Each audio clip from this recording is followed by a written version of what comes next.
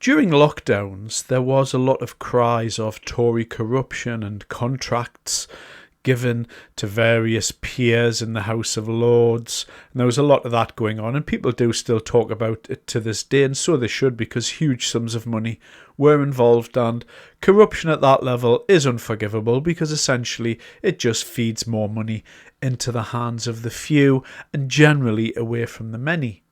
Now, it's been long held the belief that the party of corruption who likes to do that is the Tories. But actually, the Tories aren't the only party that's quite good at it.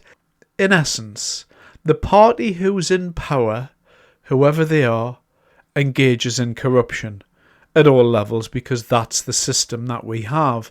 Don't hate the players, hate the game, so the saying goes. But certainly, when a political party is in power, there is a lot of corruption goes on because they have the power to move and shake as they will. Just as it's just come out that the Labour Party's been engaged in corruption relating to defence contracts. Now, they've committed a naughty thing. And so here's a good description of it from the Tory that I would say is a bastion of arguing for defence contracts and a strong military, which is Mark Francois. He seems like he's been a politician forever out there, but in this clip he lays out specifically why, in his words, we are furious with this. Lindsay Hoyle, the Speaker, has got this thing, which is true, is that when a government brings in a piece of legislation or makes a decision, you are supposed to put it to the House of Commons first because elected MPs are elected to ask the questions that their constituents would want. But yesterday, utter chaos because it had been released to a select a few journalists, it seems, over the weekend. You also ran back into the Commons and pointed out that it had been told to several people in industry as well before the journalists. Is that right? Yes. So it's actually the ministerial code, right, which is theoretically overseen by the Prime Minister and which all ministers are meant to abide by. It's your ministerial rule book, yep, if you like. That says important announcements must be made to Parliament. What happened yesterday was genuinely exceptional, and let me explain why. And then let me, if I may, explain why it's really important. They gave this document to selected journalists over the weekend. I mean, you could have read half of this in the Sunday Times. That's terrible. Right? So this is before any MPs have got a chance to read it. Then, on the day, they invited, I've seen the email now, a bunch of journalists to a reading room in Horse Guards, and it says there'll be refreshments and very good Wi-Fi, you know, will make you very welcome, so that they could read through this hours before any Member of Parliament got it. By the time we got it, we didn't have time to read it before the statement. Which means you can't prepare a question. Right, which is clearly what they wanted all along. Then, OK, so that's really bad form, right? Yep. Then we found out, in the course of the day, we were contacted, I can't say by who, but we were informed that a number of defence companies were given this, some of them at 8 o'clock in the morning. And then you think insider trading, which is what the stock market normally opens at 8. Wow. Now, to be clear, and for the avoidance of doubt, I'm not alleging on your programme, or indeed anywhere else, that people working for those contractors were involved in insider trading. That's not my point. But we don't know who got it. It is possible that some other people got it, and there were then, you know, if you knew in advance, you know, which bits of kit they were going to invest in, you know, you could then go and buy like shares. PPE all over again, wouldn't it? So, my boss, James Cartledge, raised a point of order in the Commons at lunchtime today. I've got this. So today, your boss, the Shadow Defence Secretary, James Cartledge, good man, he spoke in the chamber. Let's have a listen. Let's have a look. Great. Is that all right? Yeah, if you got the clip, that's James Cartledge, let's play it. In relation to the publication of the Strategic Defence Review hard copy document, I informed you that I was aware that at least 2 major defence companies had been given a copy of that document at 8 a.m. yesterday morning.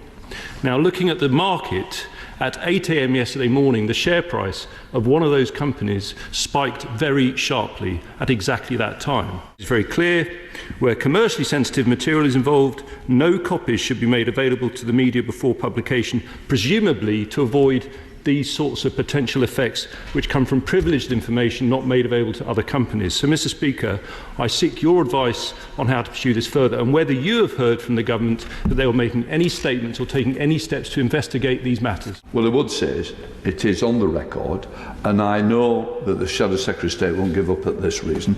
I suspect he will be on his way to the Table Office to see what advice he can be given in which to pursue this matter.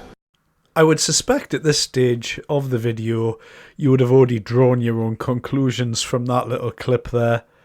Everything that Mr. Francois said is obviously correct. It's been raised in the Houses of Parliament. He was very careful not to step on any landmines so he didn't get sued. But this is obvious corruption. And if we could, for 1 second, put ourselves in the position of the person releasing this report, would you have released it to the press before MPs had it? Would you have given the report to defence contractors before it all happened? I mean, I don't know huge amounts about the ministerial code, but I would know enough that you don't go handing out this type of stuff because people can make fortunes off the back of it. This is insider trading. This is almost the rule book. This is how insider trading functions. There's no hidden objective here. The government, in power, gave a strategic defence review document, which was supposed to be secret, gave it to newspapers, gave it to the reporters. So the reporters, before the stock market opened at 8 a.m. on Monday, had plenty of opportunity to make a little bit of money for themselves anyway. Never mind that report was given to people who are as yet unidentified, was given to people, and at that moment, they could have made a huge amount of money. Now, you might say, oh, well, what is this amount of money? Is this a real amount of money? Or how does all this work? So what you're looking at here is the FTSE 350 Aero and Defence as a general category. And you'll see there that it's been spiking for several months now in preparation for what's going to come out, because the industry's known for some time that this is going to happen, that there was going to be a strategic military review, and it knows that some of those companies are going to benefit. And if there's corruption found at the time that the report was delivered, you've got to think that at some point over the last few months that there has been whispers placed here and there. Looking at Babcock International here, and again, I don't want to be sued, so I don't know if this is the company, but strangely enough, their shares jumped 7% to an 8-year high. Now, you might say, 7%'s not that much. Well, just for context, the most successful hedge funds and traders on Wall Street, in some cases, have reached an annual average of 19% over the year. So these gains here are 7% in 3 hours. Just to give you a little bit of context there. And just look at what could have been made there. Now you could say it's just 7%. Yeah, but some of these bets that gets placed on the stock market are rather large. And so you see the level of corruption, and it's so out there, it's not even hidden. I think in this instance, Labour has committed a serious error, not only in not going through the ministerial code and not standing by it, but also providing the report to unknown persons who've yet to be disclosed. This is just simply corruption. And it's going to be funny to see how Keir Starmer reacts to this, because he's going to have to admit to the corruption when it comes out, because it will come out, because serious questions are already being asked in the Houses of Parliament.